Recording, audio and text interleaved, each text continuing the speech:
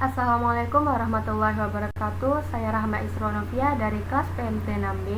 Di sini saya akan membuat video tutorial bagaimana cara menyelesaikan soal UTS pada mata kuliah Multimedia Pendidikan Matematika dengan menggunakan GeoGebra. Adapun soal yang pertama, tentukan bayangan segitiga ABC dengan koordinat titik A 2,1, B 4,1, dan C 3,3 yang digeser dengan vektor min 1,4. Maka langkah awal, kita hubungkan koordinat titik A, B, dan C-nya dengan menggunakan poligon. Kita hubungkan yaitu titik A 2,1, B 4,1, dan C 3,3. Dan kita hubungkan kembali ke titik A. Langkah selanjutnya, kita buat vektor min 1,4 dengan menggunakan vektor.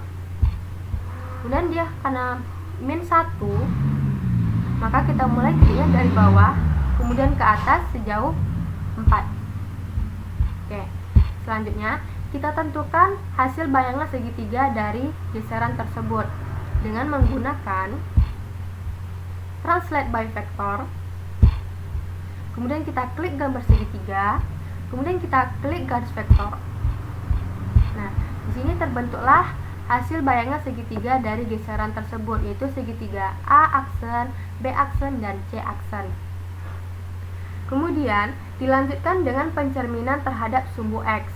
Maka langkah awal yaitu kita klik reflect about line, kemudian kita klik gambar segitiga hasil dari geseran tersebut, kemudian kita klik sumbu X. Oke. Nah, di sini terbentuklah hasil bayangan segitiga dari pencerminan tersebut, yaitu segitiga A double aksen, B double aksen, dan C double aksen. Lalu dilanjutkan lagi dengan putaran sejauh 90 derajat berlawanan arah jarum jam dengan pusat putaran di titik 0,0. Maka langkah awal kita pilih poin, kemudian kita buat pusat putaran di titik 0,0. Selanjutnya, kita pilih rotate around point. Kemudian kita klik gambar segitiga hasil dari pencerminan. Kemudian kita klik pusat putaran di titik 0,0. Nah, di sini muncul, kita masukkan nilainya itu 90 derajat. Kemudian dia berlawanan arah jarum jam, maka kita pilih counter clockwise. Kemudian oke. Nah, di sini terbentuklah gambar segitiga hasil dari rotasi atau putaran tersebut, yaitu segitiga A triple aksen, B triple aksen, dan C triple aksen. Nah, ini kemudian kita perkecil layarnya. Oke. Nah, selanjutnya dan kemudian didilatasikan dengan faktor 3 satuan pada pusat 0,0. Maka langkahnya kita pilih delete from point.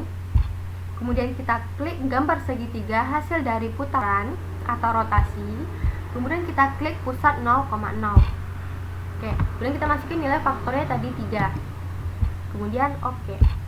Nah, terbentuklah di sini hasil bayangan dari dilatasi tersebut, yaitu segitiga GHI. Maka bayangan segitiga ABC hasil akhirnya yaitu segitiga GHI. Selanjutnya untuk soal nomor 2, diketahui sebuah kubus ABCDEFGH dengan panjang rusuk 6 cm, tentukan jarak titik C ke bidang BDG. Maka di sini kita tampilkan terlebih dahulu 3D graphics-nya dengan klik view, kemudian pilih 3D graphics. Kemudian kita hilangkan saja yang graphics ini, jadi tinggal algebra dan 3D graphics. Langkah selanjutnya kita gambar sebuah kubus ABCDEFGH dengan menggunakan cube. Kita pilih cube. Kemudian di sini saya mulai dari titik min 3. Nah, karena panjang rusuk kubusnya itu 6 cm, maka 1, 2, 3, 4, 5, 6. Terbentuk sebuah kubus ABCDEFGH-nya. Nah, di sini kemudian kita hilangkan saja akses dan sweep plane-nya. Nah, kemudian kita geser ke tengah gambar kubusnya. Kemudian kita akan menggambar sebuah bidang BDG. Maka caranya kita gunakan poligon,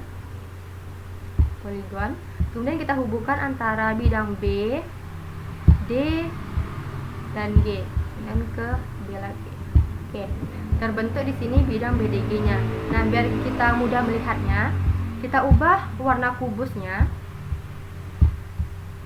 Oke. Kemudian warna dari bidang BDG-nya.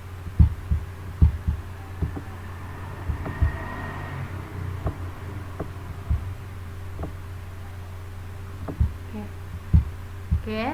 Nah, sini terlihat bidang BDG-nya.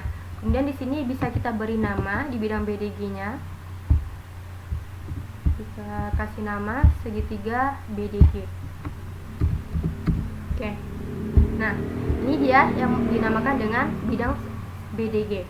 Selanjutnya, karena dia jarak titik C ke bidang BDG, maka kita akan membuat sebuah garis yang memotong antara titik C ke bidang BDG.